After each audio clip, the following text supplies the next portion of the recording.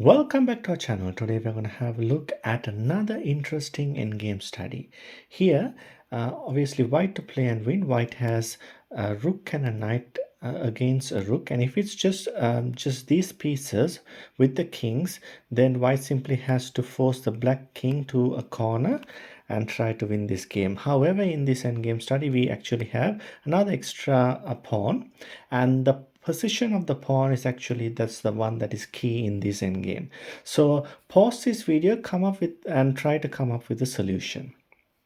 The correct move for white here is to play rook d7 check. It's very surprising because it hangs the knight, and here if black takes the knight, white simply gives a check and then exchanges the rook.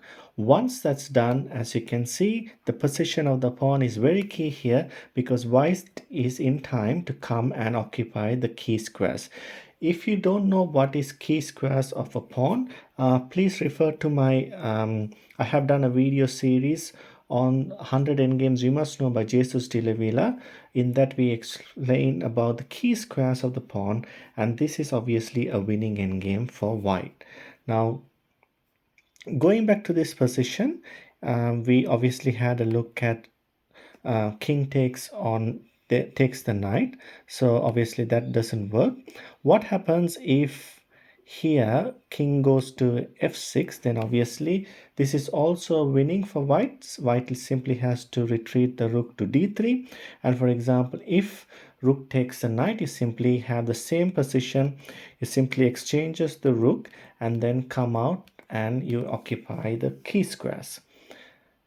Going back to this position, here the only sensible move for black is to play king e8, and once that is done, white simply plays rook a7. Here rook g2 is played because we obviously want to get out of the back rank and also attacking the pawn. So after rook a8 check, king moves, and then we move our pawn to f3. The rook goes to g3 here, and again king c5 is coming. As you can see, the king is coming closer to the pawn. Here black doesn't take any chances, they simply take the pawn, and here there is a lot of tactics.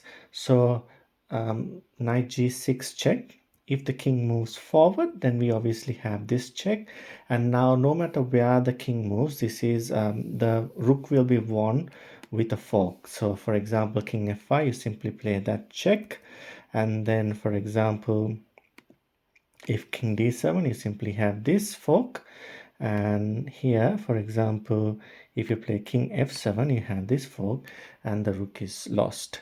I hope you enjoyed this video. For more videos like this, please like and subscribe, and it's bye for now.